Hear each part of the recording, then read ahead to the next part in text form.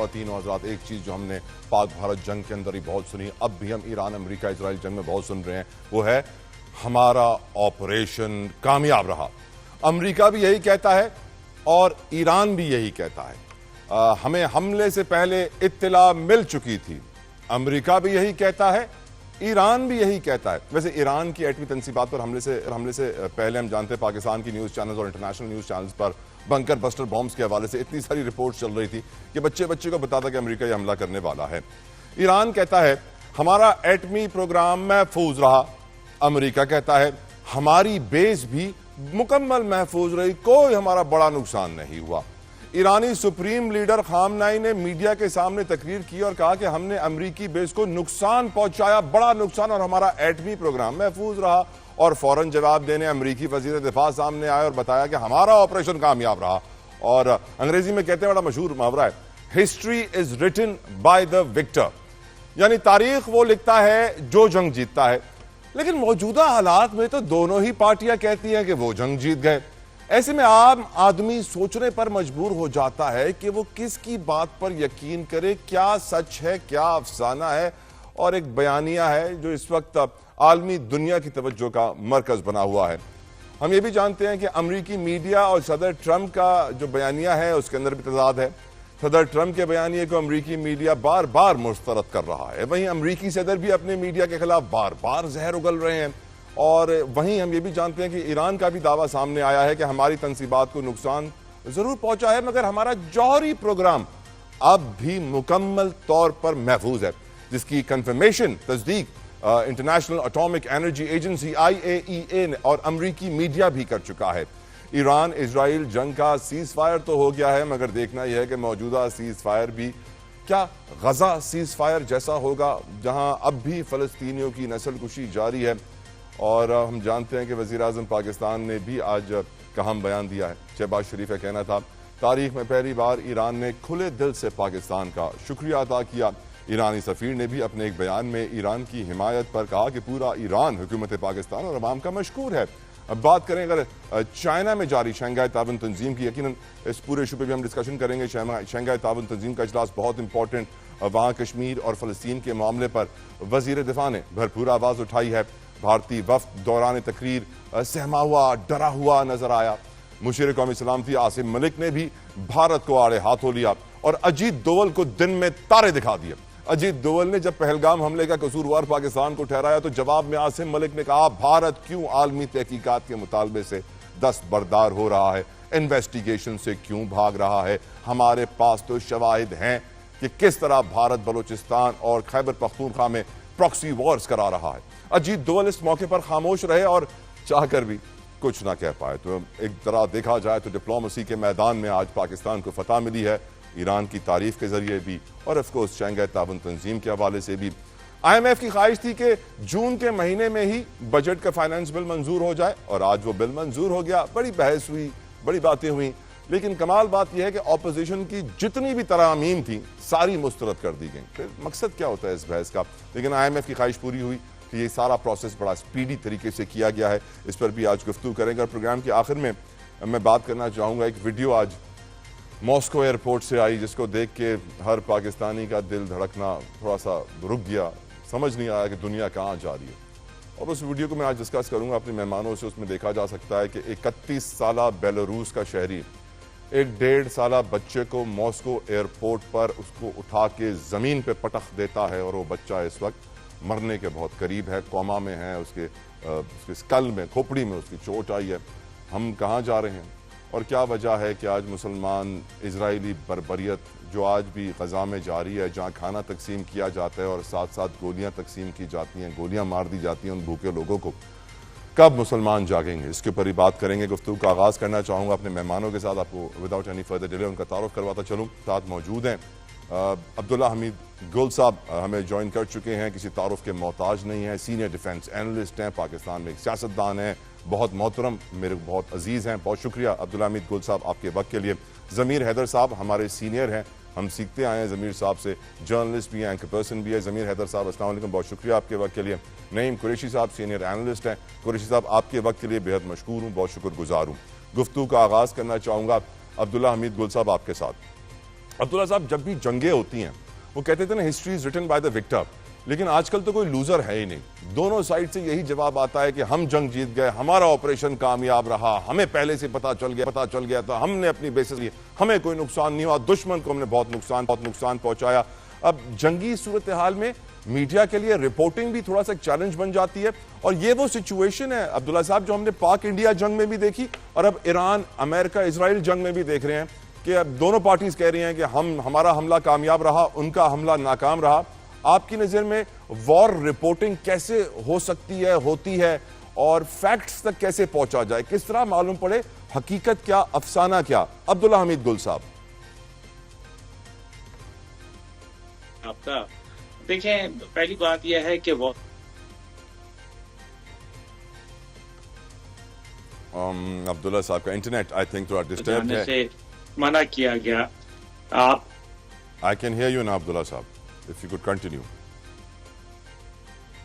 نہیں ہے, چلیں آئی تھنک کچھ انٹرنیٹ ڈسٹرب کر رہا ہے. Let me take this question to Naeem Qureshi sahab. Qureshi صاحب, آپ کی نظر میں ایک عام آدمی حقیقت تک کیسے پہنچے, وار میں رپورٹنگ کے ڈائنامکس کیا ہوتے ہیں, اینڈ آف کورس ایران کہہ رہا ہے وہ سچا ہے, امریکہ کہہ رہا ہے وہ سچا ہے, آپ کسے سچا پاتے ہیں سر؟ مجھے بہت شکریہ طلعت جتوئی صاحب. مجھے تو ایسا لگتا ہے کہ سب ہی سچ بول رہے ہیں, اور جو سچ آپ جاننا چاہتے ہیں طلعت جتوئی صاحب, اس کی اب ضرورت ہی کیا ہے. جو دنیا کی سب سے بڑی سپر پاور امریکہ کے صدر کہتے ہیں اسے ہمیں مان لینا چاہیے, جو ایران کے صدر کہہ رہے ہیں وہ بھی مان لیتے ہیں, جو نیتن یاہو صاحب کہہ رہے ہیں وہ بھی مان لیتے ہیں. صورتحال یہ ہے کہ جنگوں کا انداز بدل گیا ہے, یہ بات سارے لوگوں کو معلوم ہے اچھی طرح کہ اب جنگیں جو ہے ایک لمیٹڈ اسکیل سے آگے بڑھنے والی نہیں ہیں. یوکرین اور روس کی جنگ ہمارے سامنے ہے, اس سے بھی یہ ثابت ہو گیا کہ جنگ ایک لمیٹڈ پیمانے پہ ہی, محدود پیمانے پہ ہی کی جائے گی. اور اب خاص طور سے پاکستان اور بھارت کی جنگ, اور ایران اور اسرائیل کے درمیان, بلکہ امریکہ اور ایران کے درمیان جو جنگ ہوئی وہ بڑی لمیٹڈ پیمانے پہ ہوئی, یا یوں سمجھ لیجئے کہ ایک دوسرے کو آگاہ کر دیا گیا. پاکستان یا دنیا بھر کے جو عوام ہیں, پاکستان میں رہنے والے اور دنیا بھر میں رہنے والے جو ہیں, ان کو سچائی جو ہے کسی نہ کسی طرح معلوم ہو ہی جاتی ہے. اب دیکھیے, ہم ایران اور اسرائیل جنگ کے حوالے سے اگر بات کریں تو میں یہ سمجھتا ہوں کہ مجموعی طور پہ جس طرح پاکستان کو بھارت کے مقابلے میں فتح حاصل ہوئی تھی, اور پاکستان کے وقار میں, پاکستان کی افواج کے وقار میں جس طرح اضافہ ہوا, اس جنگ کے نتیجے میں ایران کے وقار میں اضافہ ہوا.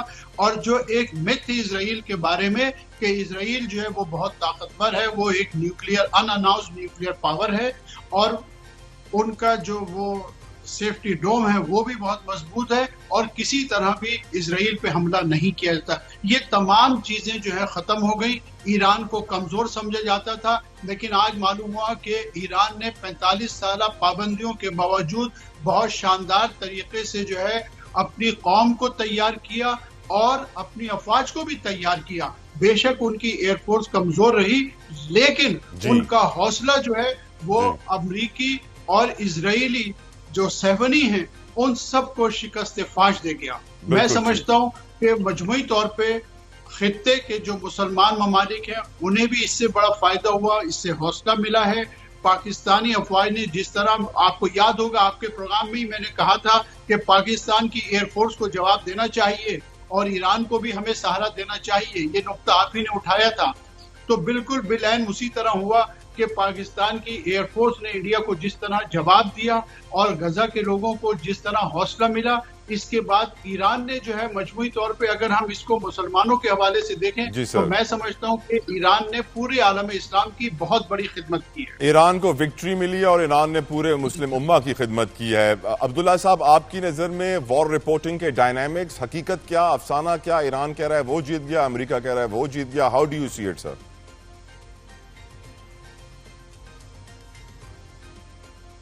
I think عبداللہ صاحب can you hear me? I think he cannot hear me. جی ابھی وہ آپ کا درمیان میں میرے خیال میں آپ کے نیٹ کا ایشو ہے, کیونکہ sorry I apologize sir, please continue. جی نہیں, کون جیتا جنگ سر؟ آپ کا دیکھیں, میرے خیال میں ون تو ایران نے ہی کیا ہے. اس کی سب سے بڑی وجہ یہ ہے کہ یہ جب حملہ ہوا قطر کے ایئر بیس کے اوپر, امریکن ایئر بیس کے اوپر, तो फिर जंग का सीज फायर का ऐलान तब किया गया। अगर ये होता जब फरदौ के ऊपर हमला हुआ था, इस्फहान के ऊपर और नेतन्स के ऊपर, और उसके बाद सीज फायर होता, तो हम ये कह सकते थे कि ये जंग जो है अमेरिका या इसराइल जीत गया है। लेकिन खुद अमेरिका ये बोल रहा है कि इसराइल ने जो है वो हमें रिक्वेस्ट की, और फिर जेडी वेंस जो हैं उन्होंने फोन किया वजीर आजम कतर को, अब्दुर्रहमान।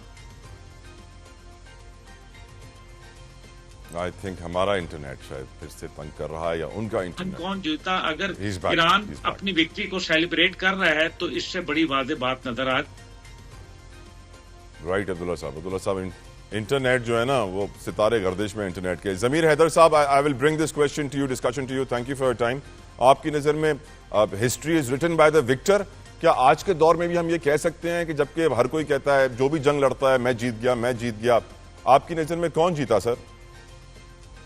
देखिए, वाज़ेह तौर पर जो तवक्को नहीं थी वो देखने को मिला। ईरान ने जिस तरह इजरायली हमले का जवाब दिया, उनका जो आयरन डोम था वो भी कुछ ना कर सका, और फिर उनके बड़े शहर टारगेट हुए, तेल अवीव, हैफा, और फिर उनकी ऑयल रिफाइनरीज टारगेट हुई, वो उनको नहीं बचा सके। और डोनाल्ड ट्रंप ने अगले रोज नेटो के जो उस पे फोरम पे हेग नेटो समिट में उसने जो बात की, उसने कहा कि आखिरी 2-3 दिन में तो इजराइल की ऐसी की तैसी फेर दी थी ईरान ने।